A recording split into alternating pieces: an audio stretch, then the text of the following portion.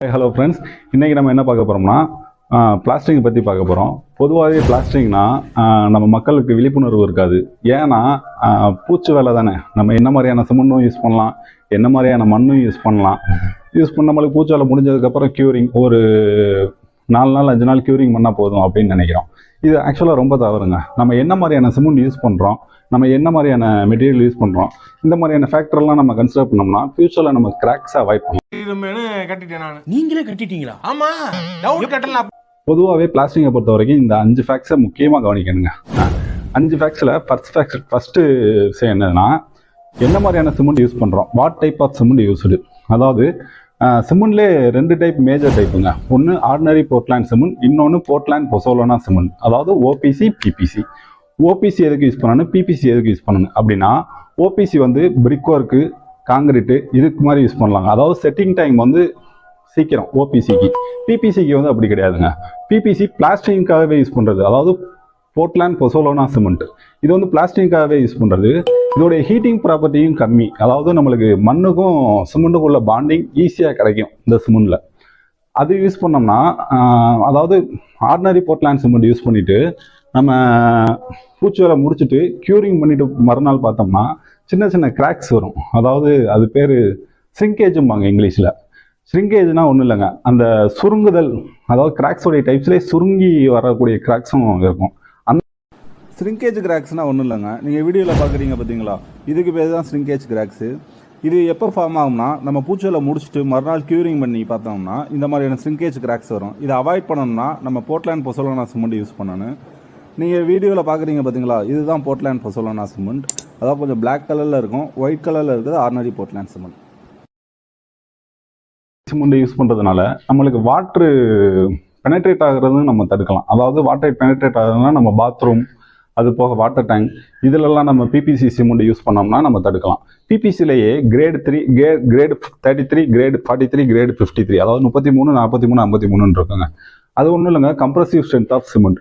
நம்ம 53 அந்த ரேஞ்செலாம், 43, 53 அந்த ரேஞ்செலாம் போனோம்னா ஹீட்டிங் ப்ராப்பர்ட்டி அதிகமாக இருக்குங்க. இதே 33 இந்த ரேஞ்சில் நம்ம யூஸ் பண்ணோம்னா ஹீட்டிங் ப்ராப்பர்ட்டி கம்மியாக இருக்கும். ஸோ பிளாஸ்டிக்கும் நல்ல ஒரு லைஃப் கிடைக்கும். அதாவது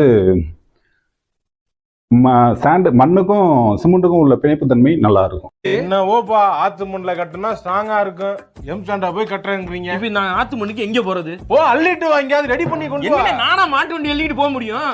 எப்படியோ பண்ணுங்கப்பா. 2வது டைப் என்னதுன்னா, நம்ம M sand P sand use பண்ணுறதா இல்லை ரிவர் சாண்ட் யூஸ் பண்ணுறதாங்கிற ஒரு டவுட் இருக்குங்க.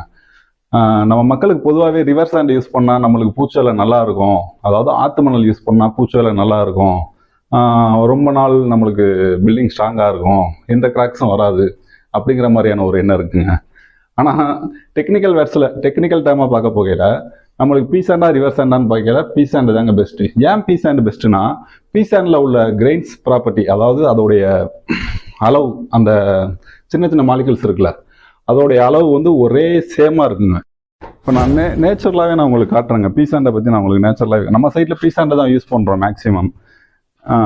ஏன்னா பி சாண்டை தான் நம்மளுக்கு அந்த நான் சொன்ன பார்ட்டிகல் சைஸ் ஒரே மாதிரி இருக்கும் அப்படிங்கிற மாதிரி. அதை நீங்கள் வீடியோலேயே பார்க்கலாம்.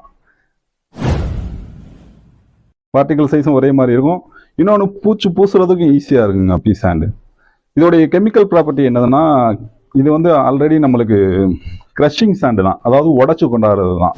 இப்படி உடச்சி கொண்டாட போகையில் இதோடைய கெமிக்கல் ரியாக்ஷன் வந்து கம்மியாக தான் இருக்கும். மற்ற சிமெண்டோடையோ இல்லை வாட்டரோடையோ மிக்ஸ் ஆக போகையில் இதோடைய கெமிக்கல் ப்ராப்பர்ட்டி கம்மியாக இருக்கும். ஆற்று மணல் அப்படி இல்லைங்க. ஆற்று மணலுங்கிறது நியூட்ரலாக இருக்கும். ஸோ நியூட்ரலாக இருக்க போகையில் கெமிக்கல் ப்ராப்பர்ட்டி, அதாவது கெமிக்கல் ரியாக்ஷன் வந்து மற்ற இதோட ரியாக்ட் ஆக ஆரம்பிச்சிடும். ஸோ அதுவும் இருக்குங்க. ஸோ நம்மளுக்கு என்னதுன்னா, ரிவர் நம்மளுக்கு எப்போவுமே பெஸ்ட்டு. ஆனால் மக்களுக்கு அது புரிய மாட்டேங்குது. பி சாண்டா ரிவர் சாண்டான்னு வரையில ரிவர் சாண்டு ரேட்டு கூட, இன்னொன்று ஈஸியாக அவைலபிலிட்டி இருக்காது. ஸோ அதனால ரிவர் சாண்டு தான் பெஸ்ட்டு அப்படிங்கிற மாதிரியான ஒரு எண்ணம் இருக்குது. 3வது இம்பார்ட்டன்ட் ஃபேக்டர் என்னதுனாங்க, சிமெண்ட் மோட்டார் ரேஷியோ. அதாவது கலவை, நம்ம என்ன மாதிரியான கலவை யூஸ் பண்ண போகிறோம் அப்படிங்கிறது. அதாவது 1 பங்கு சிமெண்ட்டு 3 பங்கு மண், இல்லை 1 பங்கு சிமெண்ட்டு 5 பங்கு மண். அந்த ரேஷியோ தான் சிமெண்ட் மோட்டார் ரேஷியோமோ. அதாவது 1:3, 1:5. 1ங்கிறது சிமெண்ட்டு, 3ங்கிறது சாண்டு. ஓகேவா? 1:3 1:5ங்கிறது அதுதாங்க.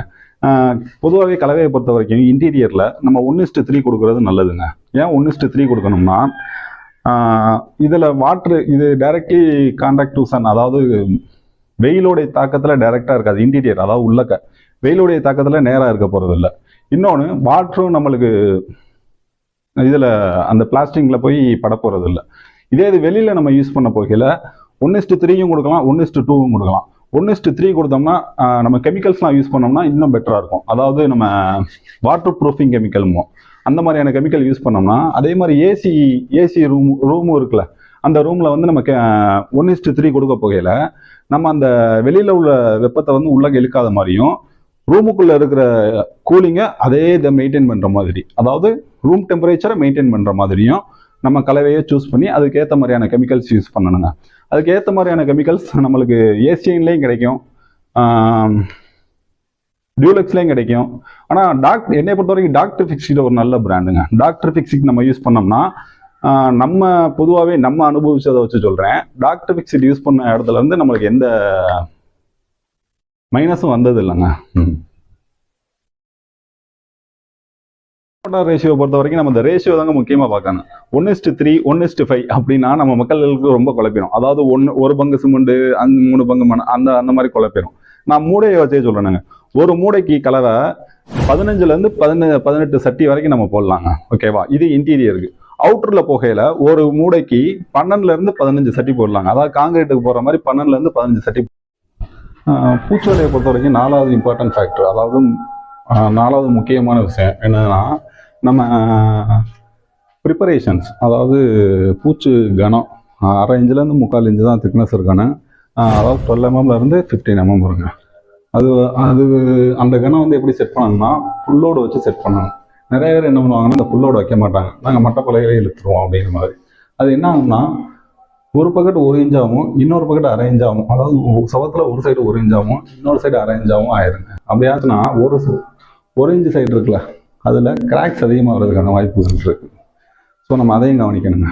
இன்னொன்று, ஒரு மூடைக்கு 15 சட்டி மேனிக்கு நம்ம கலவை போட்டிருக்கோங்க. இந்த மாதிரி நம்மளுக்கு சிமெண்ட் பாலை போட்டு நல்லா ஃபஸ்ட்டே ப்ரிப்பேர் பண்ணிடணுங்க. அப்போனா தான் கொஞ்சம் grip கிடைக்கும். அதுக்கப்புறம் இந்த கலவையை எடுத்து அடிக்க போகையில் நல்லா கொஞ்சம் ஃபாஸ்ட்டாக அடித்தாதாங்க அது கொஞ்சம் போய் உட்காரும். இல்லைன்னா மறுபடியும் பொதுன்னு கொட்ட ஆரம்பிக்கும். 5வது ஃபேக்டர் என்னன்னாங்க, நம்மளுக்கு பூச்சி வேலை முடிஞ்சதுக்கப்புறம் ஒரு 3 நாள் நம்ம கண்டிப்பாக க்யூரிங் பண்ணியே ஆகணுங்க.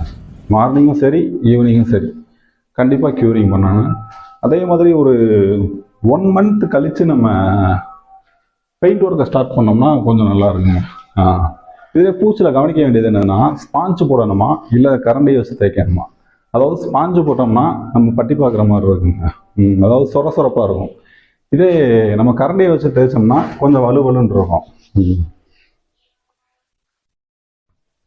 பொதுவாகவே நம்ம கட்டடத்தை ரொம்ப நாள் போட்டுருவோங்க. ரூஃப் போட்டதுக்கப்புறம் நம்ம தான் வீடை மூடியாச்சு, நம்ம அதுக்கப்புறம் நம்ம இன்னும் பொறுமையாக வேலை பார்த்துக்குறோம், இனிமேல் சில்லற வேலை தானே அப்படிங்கிற மாதிரி நம்ம யோசிப்போம்.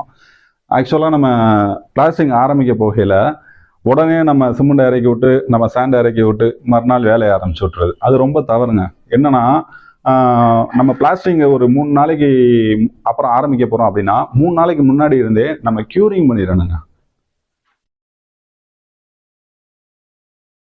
3 நாளைக்கு முன்னாடி க்யூரிங் பண்ணிடுங்க. ஏன் க்யூரிங் பண்ணணும்னா, அதில் இப்போ ஆக்சுவலாக நம்ம ஒரு 6 மாதம் போட்டு வச்சிட்டோம் இல்லை 2 மாதம் போட்டு வச்சிட்டோம் அப்படின்னா அது அந்த பிரிக்ஸ், அதாவது அந்த செங்கலுடைய ஹீட்டு, வெயில்னால கூட ஹீட்டு ஏறி அந்த செங்கல் ட்ரை ஆகியிருக்கும். அது தண்ணியை உறிஞ்சுற ப்ராப்பர்ட்டியில் இருக்கும். இப்போ நம்ம மறுநாள் வந்து நம்ம சும்மா தண்ணியை பிடிச்சி விட்டு உடனே பூச்சி வேலையை ஆரம்பிச்சு விட்டோம்னா தண்ணி ஒரு லெவலுக்கு வரைக்கும் தான் நம்மளுக்கு உறிஞ்சிருக்கும் அந்த செங்கல், அதுக்கு மேலே உறிஞ்சிருக்காது. ஒரு 3 நாள் இதே நம்ம க்யூர் பண்ணோம்னா ஃபுல்லாகவே செங்கல் தண்ணி உறிஞ்சிட்டு அது நல்ல எப்படி சொல்கிறது, ஒரு இந்த ப்ராப்பர்ட்டி அது முழுமையாகவே தண்ணியை உறிஞ்சாத ப்ராப்பர்ட்டிக்கு அது வந்துடும். அப்படி வந்துருச்சுன்னா நம்ம பிளாஸ்டிக்கில் உள்ள வாட்டர் கண்டென்ட் இருக்குல்ல, அதை வந்து ஈஸியாக நம்மளுக்கு உறிஞ்சாது செங்கல். ஸோ அதனால் 3 நாளைக்கு முன்னாடியே நம்ம க்யூரிங் பண்ணுறது ரொம்ப நல்லதுங்க.